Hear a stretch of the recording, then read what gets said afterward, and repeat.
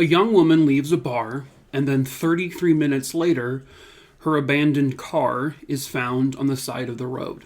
3 unrelated witnesses would come forward to state that they saw something that night. Is one of them guilty of foul play? Hello, true crimerers. This is the no longer unsolved mysteries case of Aimee Willard. Viewer discretion is advised.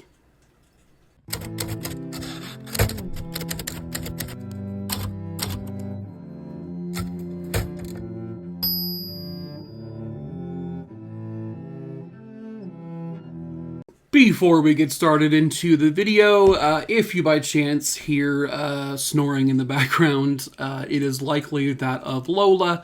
Lola is absolutely my mom's dog, basically. She's always by my mom's side in her room. But with my mom being in the hospital the past week, yes, she'll be coming home either possibly today, tomorrow. She's doing much better. But Lola has now been by my side nonstop. And so I don't have the heart to, kick her out of the room when I'm filming. So I apologize if you hear snoring in the background. At any rate, let's get into today's case. Aimee Willard was born on June 8th, 1974, and she lived pretty much her entire life in the Philadelphia, Pennsylvania area.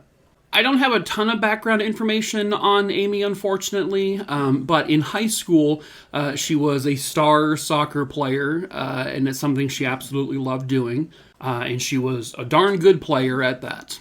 She was always considered like a super athletic person, but more than anything, she just loved to play. It wasn't so much about the winning for her, it was just about the having fun and enjoying playing. After high school, she would then move to Virginia, and that's when she would attend George Mason University, where she also continued to play soccer, and then also became a very good lacrosse player. She would eventually be named to the all-conference team for both soccer and lacrosse, and then she was also named to the all-American team for lacrosse. Even in college, where it was a little more competitive, she was still more focused on her and her teammates just enjoying playing together, as opposed to always winning. I mean, obviously she wanted to win, and they all wanted to win, but it was most important to her that they loved doing it because that could eventually lead to a more cohesive team and winning. And that's just the type of person she was. This type of thought process applied to basically every aspect of her life.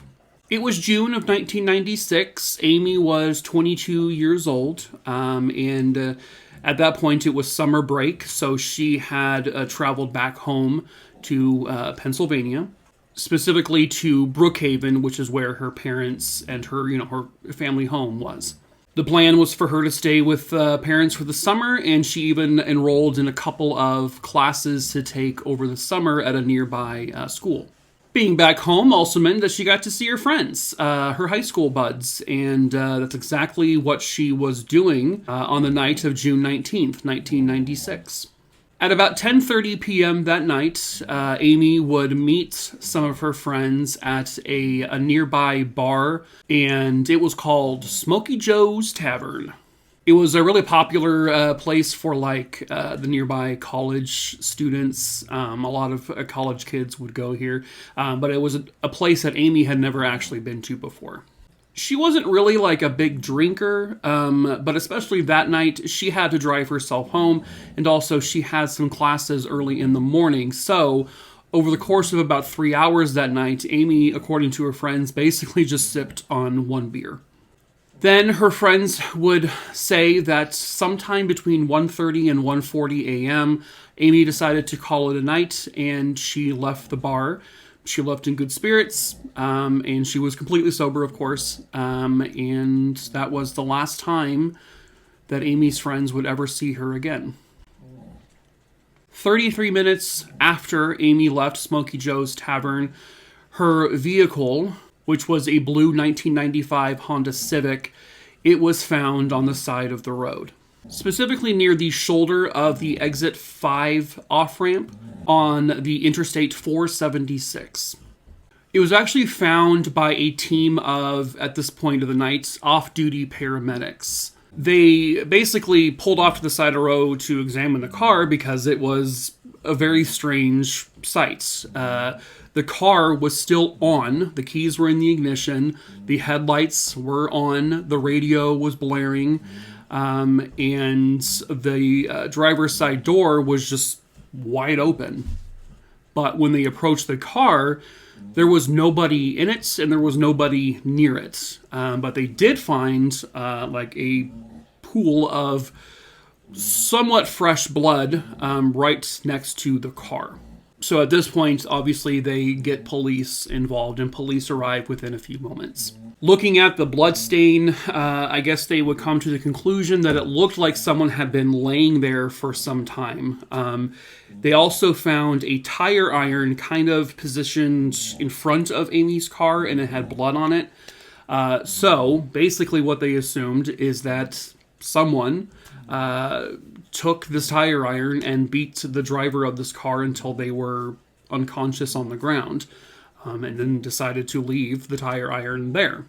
They also found blood on a nearby rail guard next to the car. They then found a palm print on her car that was too big to belong to Aimee.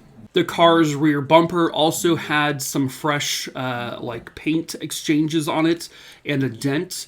And so it's possible that maybe she had recently been rear-ended by someone. And then next to her car, they found tire tracks that they would photograph and they would take a cast of, but they did not belong to Aimee's vehicle. But again, even searching the general area by her car, Aimee is still nowhere to be found.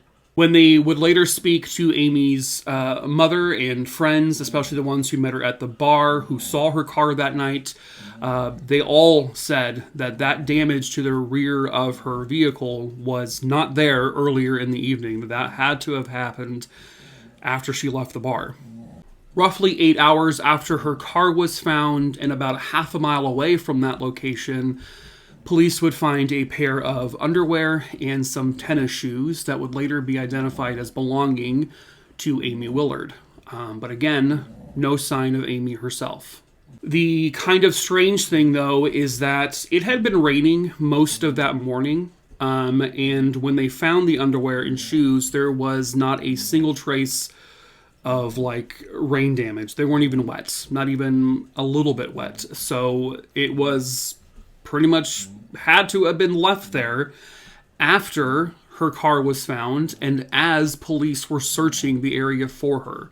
Police then brought in canines, they brought in helicopters, they had the force out there with volunteers, all searching the area, trying to find Aimee. As they're doing this, a 23-year-old man by the name of Andrew Kobach approaches police during the search.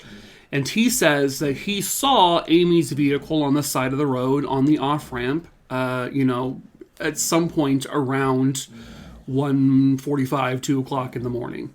He said there was nobody else, there was no other cars, there wasn't any sign of an accident, but he also didn't see Aimee. Didn't really offer much help, so it was just very strange that this man came out of his way to approach police to tell them this information. At 5 p.m. later that same day, it would be children who would make a grisly discovery. About 20 miles from where Aimee's car was found, children were playing on this vacant lot that was run over by weeds and bushes and stuff. And this was at 16th and Indiana, there in Philadelphia. Kids who were playing found the nude body of 22-year-old Aimee Willard. Aimee had been struck in the head at least 3 times by some sort of blunt force object, more than likely the tire iron that was found at the scene. The tire iron, by the way, did not have any fingerprints on it. The coroner said he was unable to determine if she was definitely sexually assaulted. That being said, they did find male bodily fluid on Aimee, which they collected. So, more than likely, she was assaulted. I guess they just couldn't for sure determine it. But the motive here had to have been something sexual in nature. The coroner would also put her time of death at sometime around 7 a.m., which means that she was still alive for roughly 5 hours after her car was found, and she was still alive as police were searching for her. Other than the male bodily fluid, there was no other trace evidence found on her body, like, blood that didn't come from her or anything like that. Her clothing items that were found also didn't yield any trace evidence that would eventually lead back to anyone. Police would then go back to that random witness, Andrew Kovac. They found out that he actually worked just a couple of blocks away from where Aimee's body was found, and he lived about less than half a mile from Smokey Joe's Tavern. So he immediately becomes a suspect. However, he immediately cooperates with them. He lets them search his car. They find handcuffs and a flashlight in his car that are typically police-issued styles. And they would go on to find out that this man, he had a history of posing as a police officer and pulling people over. However, he was never actually charged with that crime, which it is a crime, but I guess there never was enough evidence, even though there was witnesses to say that he did it. The way Aimee's car was found appeared as if she may have pulled off to the side of the road, possibly for a police officer. So, given his history, could this have been what happened? Well, they would run the palm prints, they would run the male bodily fluid DNA, and also the tires on his vehicle. None of it matched him at all. So he was cleared. They also just don't know why he randomly came to the search and gave that information that he gave. Then, a second man comes forward, 33-year-old Ryan Hutchinson. A photo of him I do not have. He was an off-duty state trooper at the time that the kidnapping would have happened. He comes to police and says that he saw Aimee's vehicle on the off-ramp, pulled over, and behind her car was a patrol car, and there was an officer inside. He says he approached the officer inside just to chat, I guess, randomly at 1:45 or 2 o'clock in the morning, but nothing seemed out of the ordinary. He saw Aimee in her car, he says. Police would kind of question the validity of this, and they actually thought that he was probably thinking of a different part of town, that he may have seen what he saw, but it wasn't, Aimee in the car. That he was mistaken for like a different off-ramp. But then, a week after he comes forward with this information, a third witness comes to police. This time it was another cop, and his name was David Buggy. He says that he was the officer behind Aimee's vehicle that night, but he said he never spoke to Ryan Hutchinson, never even saw him. He says the only people he spoke to were the off-duty ambulance drivers who found the car. But then, when they questioned the ambulance drivers, they said, we never spoke to David Buggy, nor did we see him. So they found out that David Buggy is lying. For what reason? Who knows? But they tested the DNA, the palm prints, the tire tracks of his patrol car. They also did all the same things against Ryan Hutchinson. Nothing matched any of these three men, Andrew, Ryan, or David. Nothing. So, we have three random men who all claimed to have seen something that night involving Aimee's disappearance, yet none of them had anything to do with the crime. And it's just very unusual that you have this amount of witnesses come forward to state they saw something of this nature, but it really all led to nothing. Now, both of the officers involved, the two witnesses, they would both eventually resign. One of them resigned in order to not be prosecuted for lying to police. So the case, unfortunately, goes pretty cold pretty quickly. She is out like a light, told you guys. So, police know that Aimee left Smokey Joe's Tavern sometime approximately around 1:30 in the morning, and that her car was found about 33 minutes after she left. It is a working theory based on the damage to the back of her car that someone purposefully rear-ended her for the purpose of making her pull over for some sort of like, hey, I hate you, let's exchange insurance kind of thing. But in reality, it was going to be more like a carjacking, or eventually what actually happened, a kidnapping and murder. So someone planned this and did this sort of thing deliberately. This case would air on Unsolved Mysteries on May 2nd, 1997. When the show aired, it also revealed a new piece of evidence, the fact that Aimee had this odd mark on her body. It was like diamond-shaped or like triangles kind of shaped that looked as if they had been like burned into her body. But they had no idea where those marks came from. It didn't like match any kind of weapons that they were aware of. But unfortunately, the show itself, it didn't bring any more tips or leads in. Roughly a year or so after the murder happened, a young woman by the name of Patty Jordan would come forward to police. The story that she told was that someone had likely tried to carjack her or something worse the night prior. She had been out at a bar and she was driving home when all of a sudden she noticed like someone was really closely following her, and she could kind of see like the silhouette of possibly a man driving the car. And then all of a sudden the man got really close and he rear-ended her. And then he kind of drove next to her, motioning to her like, pull over, you know. But she was like, and she kind of got a better look at the guy, didn't really get the best look, but she felt very uncomfortable by all of this. It was super late at night. She didn't want to pull off the side of the road, so she decided to just speed off.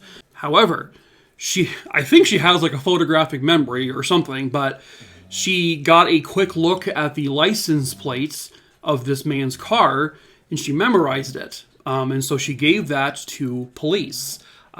I can barely remember license plates, the first 1 or 2 digits I see within minutes. She remembered the whole dang thing. So after getting the plate number, they ran it, and police discovered that it belonged to a 38-year-old man. His name was Arthur Jerome Bomar.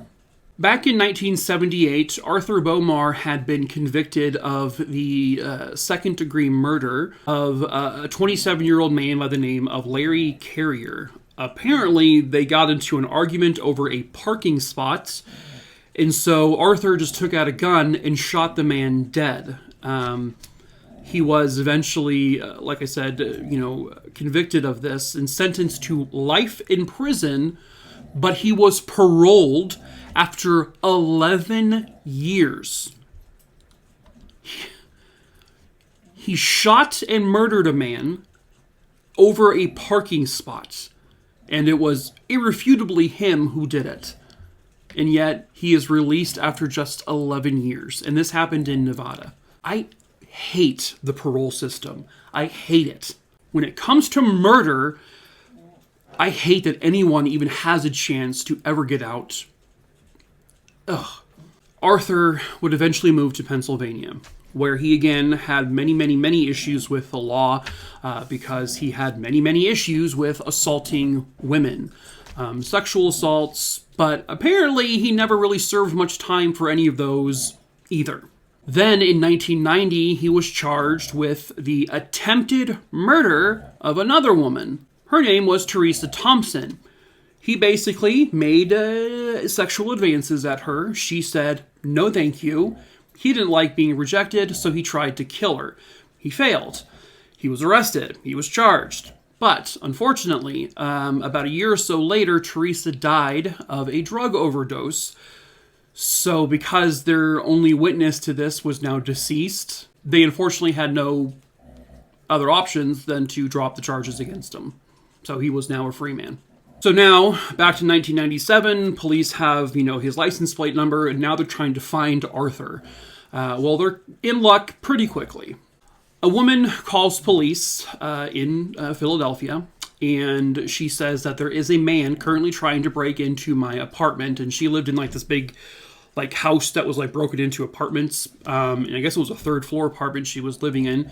When police arrived, the man was still there, and they arrested him. He identifies himself as a man named Peter Thomas Love, and then he was arrested, and I'm probably showing a picture now of him during that arrest.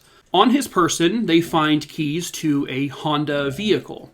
They quickly find the Honda vehicle nearby, and they see the license plate number that matches his known license plate, but on this Honda, but it does not match the car that he had, which is like, I think, a Ford Escort or something, like a green Ford Escort, and this is like a black Honda.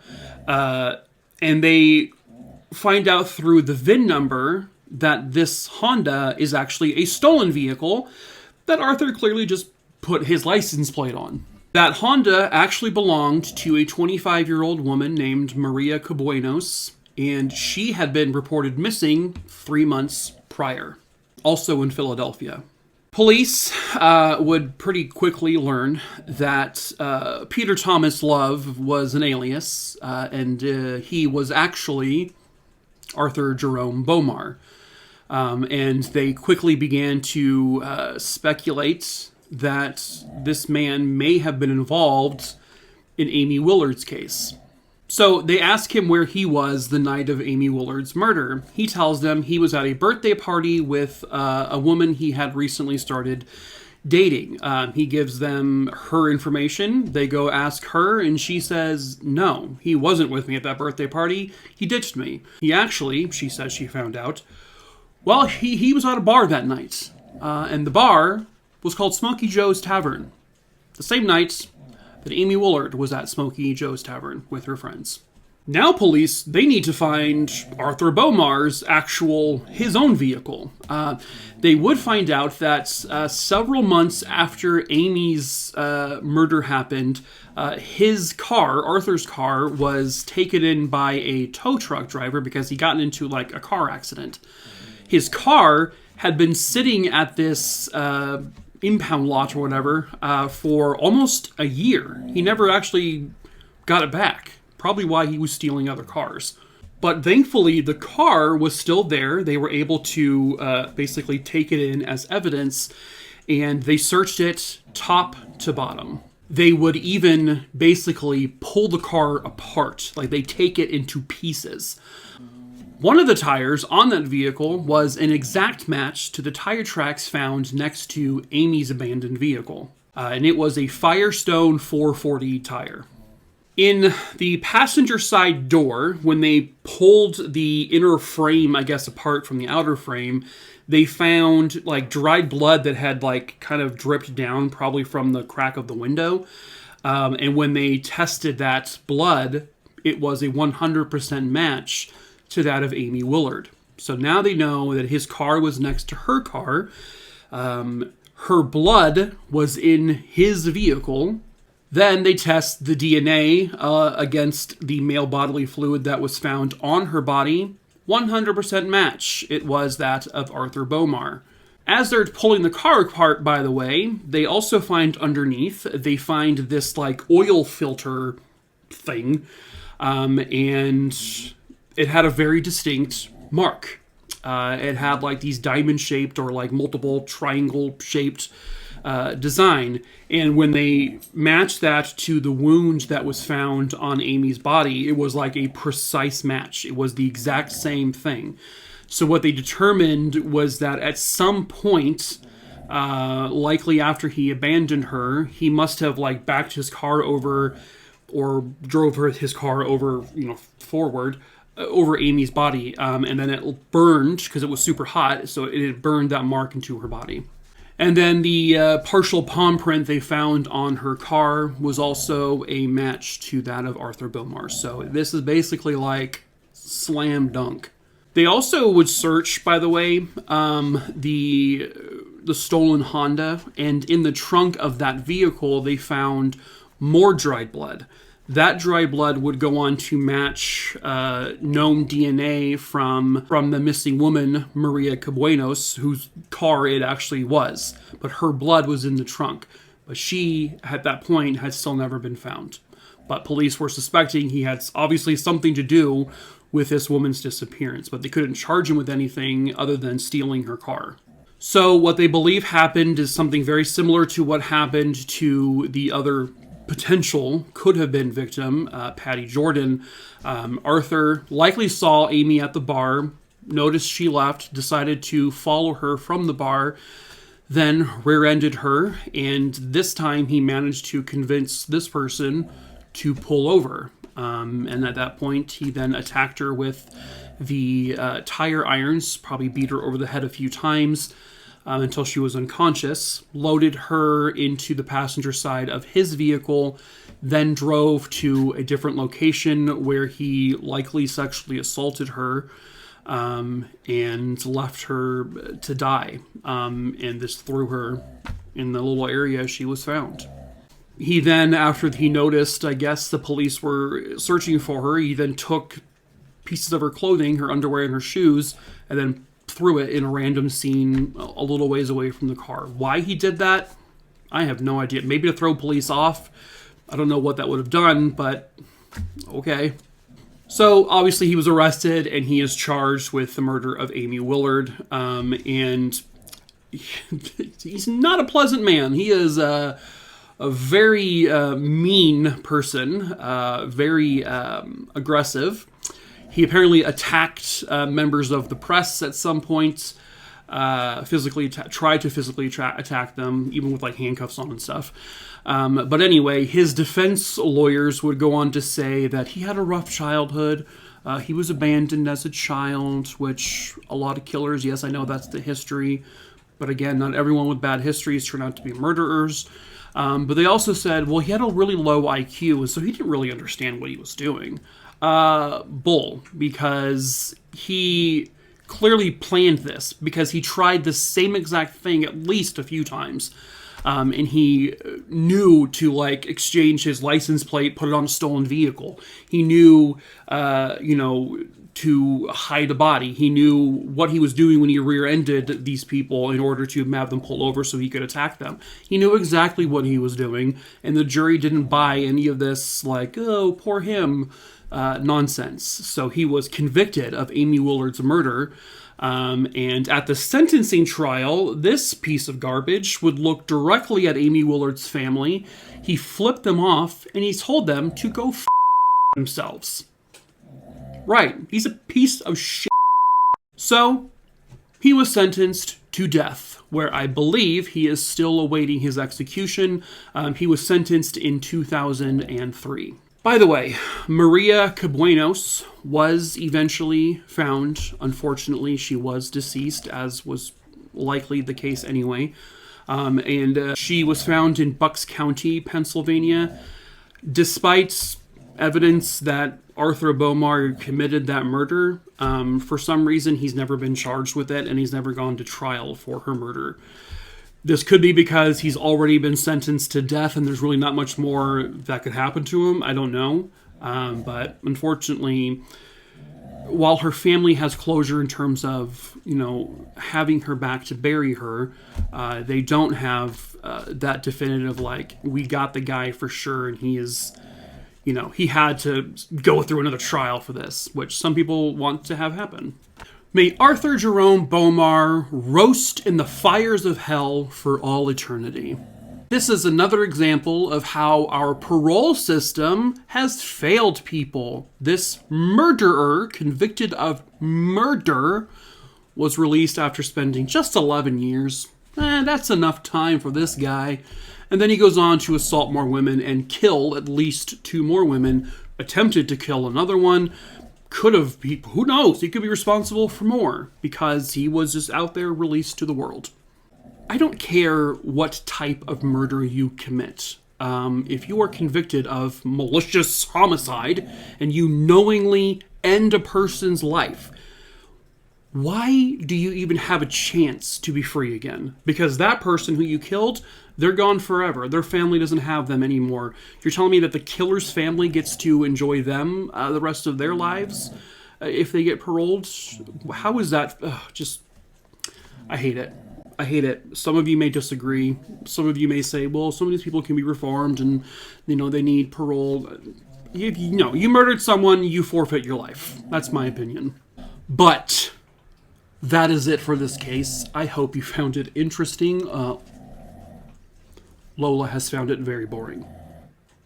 At any rate, if you like this video and you enjoy true crime stories, please make sure you give me a subscribe. I tell 4 true crime stories a week, 2 long form and 2 short form. And then I will also post compilation videos from my thousands of videos that I have over on TikTok. So I got plenty of content for you to watch here. So please like this video, hit the bell, subscribe, all the stuff that's needed for this page and channel to grow. My subscribers is growing very slowly, but I know I got to be patient. We'll get there. I know. It's like I have 3 million followers almost on TikTok. Like, how come they're not all over here? Secondly, if you have a case you would like me to cover, please email me. The email is listed below in the description and also in my link tree. Go to my link tree first, check the Crimerer case list, scroll through it. Yes, there's thousands of names on it. You can search by hitting Control F, I think, and look for the name that you want me to cover. If you already see it, please do not email it to me again. It's already there. I pick the cases at random. It'll happen eventually. I just don't know when. And then if you do not see the name, then go ahead and email me the name, where it happened, when it happened, and then eventually, I promise, I'll add it to my list, and eventually, I promise, it will be covered. Next, if you would like to support me in any way, we do sell merch. We sell t-shirts and hoodies and a wine glass and stuff like that, including this shirt that says, "Hello, True Crimerers." We sell like customizable shirts, so you can change it to like my pets and I, or my dogs and I, my cats and I, my kids and I, are True Crimerers, you know, that kind of thing. There's like rainbow styles, like for the wording, for like supporting the LGBTQ, because I'm a part of it. So you can do that option as well. We do ship internationally. So yeah, that's one of the best ways to support me if you wanted to. And then lastly, if you have a Discord account and you want to join my Discord server, it is also in my link tree below. Please be over the age of 18, otherwise you'll be booted. It's a very quiet Discord. It's not a super busy one. It's just a very chill place to hang out and talk from time to time. But if you're looking for like a super active one with a whole bunch of stuff going on, it's not that one. All right, that is it for this particular video, True Crime Aroonies. Until the next case. Do you think I can fit this entire thing in my mouth?